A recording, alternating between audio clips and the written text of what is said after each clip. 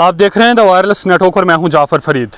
नाजरीन, ज़िला कठुआ तहसील बनी के कोटी गांव से 2 दिन पहले भदरवा के लिए एक यात्रा गई थी। वो यात्रा श्री रतन चंद, जो कि कोटी में एक मंदिर है, वहाँ के प्रीस्ट हैं, इनकी सुपरविजन में ये यात्रा भदरवा के लिए रवाना हुई थी। रतन चंद प्रीस्ट जो हैं वो अभी हमारे साथ बातचीत करने के लिए मौजूद हैं। इनसे जानेंगे कि ये यात्रा कब गई थी, कितने दिनों की यात्रा थी, हर साल जाती है या नहीं, ये सब जानकारी हम इनसे जानेंगे। सबसे पहले सर, आपका हमारे चैनल द वायरलेस नेटवर्क में बहुत बहुत इस्तकबाल है। शुक्रिया आपके चैनल का। सर, आपसे जानना चाहूँगा कि कितने दिन पहले ये यात्रा गई थी, कहाँ गई थी और हर साल जाती है या नहीं? ये हमारी यात्रा सदियों की परंपरा है। 2 दिन पहले गई थी, रेवशर माता की गई थी।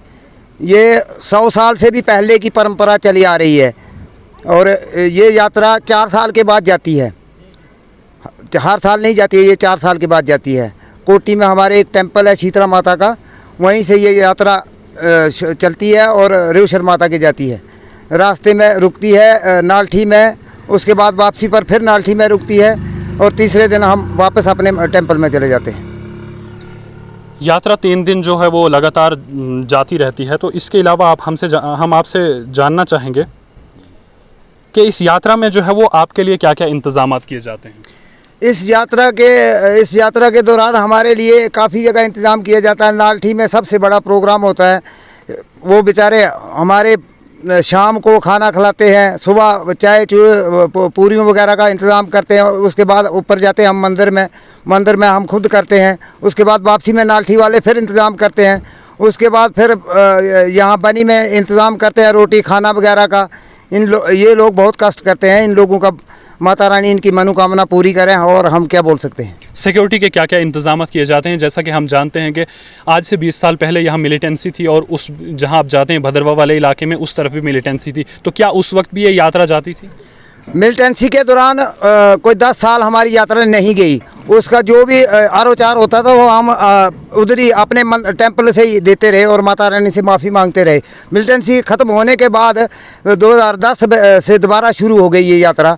तो ये सिक्योरिटी का बंदोबस्त है हमारे लिए ठीक ही है। हम यहाँ से इन्फॉर्म करते हैं अपने एसडीएम साहब को। एसडीएम साहब यहाँ से फ़ोन करके उधर भी अरेंजमेंट करवा देते हैं सिक्योरिटी का, और इधर भी करवा देते हैं।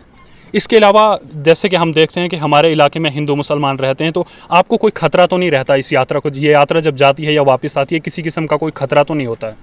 हमें इस यात्रा के लिए कोई किसी किस्म का खतरा नहीं होता। सबसे पहले हमारी कोटी की मिसाल है।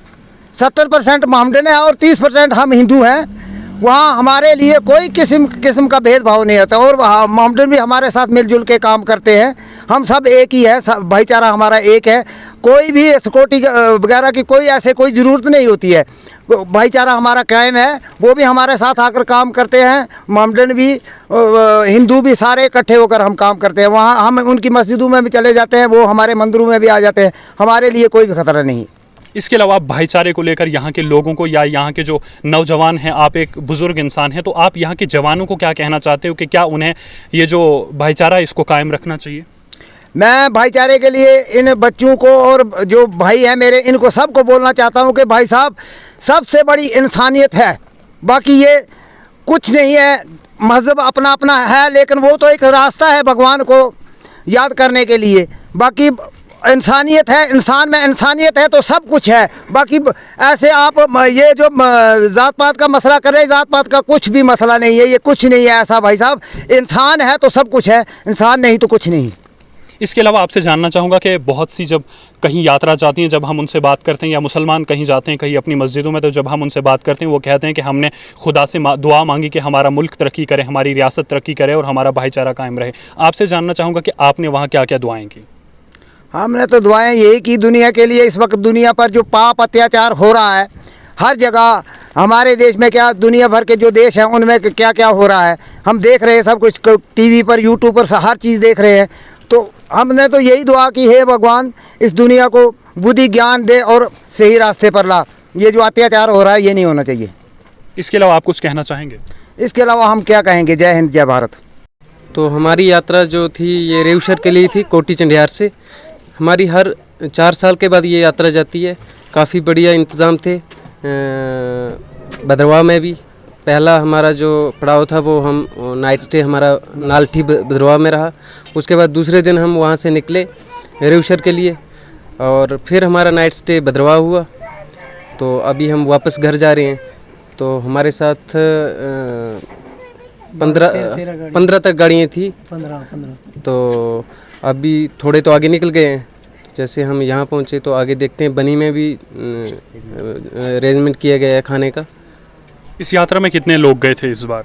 170 से प्लस होगा, अप्रॉक्सीमेटली 170 से प्लस है। आपके लिए सरकार की तरफ से कोई इंतजाम किए जाते हैं, खर्चे का कोई इंतज़ाम, जैसे गाड़ी वगैरह का या खाने पीने का? नहीं, ऐसा कुछ नहीं है। ये सब हम लोग अपनी खर्चे पे जाते हैं। इसके अलावा कुछ कहना चाहोगे?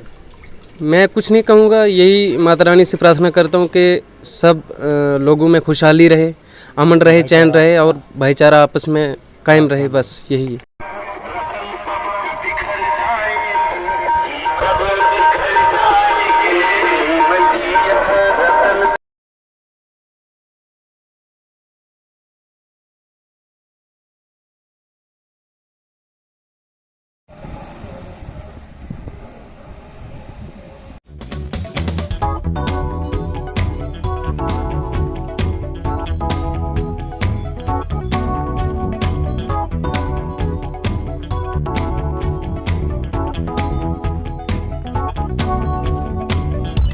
पेट्रोल डीजल की बढ़ती कीमतों से परेशान क्या आप भी सोच रहे हैं इलेक्ट्रिक स्कूटी खरीदने का? उकाया इलेक्ट्रिक व्हीकल्स आपके लिए लाया है इलेक्ट्रिक स्कूटी। ये स्कूटी एक बार चार्ज करने से 170 किलोमीटर का रास्ता तय करेगी। खुशी की बात यह है कि ये स्कूटी हिली एरियाज में भी दौड़ सकती है। ये स्कूटी अपनी खासियतों में लाजवाब है। सबसे बड़ी खासियत, चढ़ाई पर रुकेगी नहीं, हर किस्म की चढ़ाई को पार करेगी। उकाया इलेक्ट्रिक व्हीकल्स स्कूटी के साथ साथ इलेक्ट्रिक ऑटो भी लाया है, जिससे आप इस बेरोजगारी वाले वक्त में अपना रोजगार भी कर सकते हैं। तो अभी राब्ता करें 9541377762 या 9419812424। अगर आप बनी से स्कूटी ऑर्डर करवाना चाहते हैं तो 6005225055 पर राब्ता करें। Address ward number 2 Kathua, near government higher secondary school boys Kathua.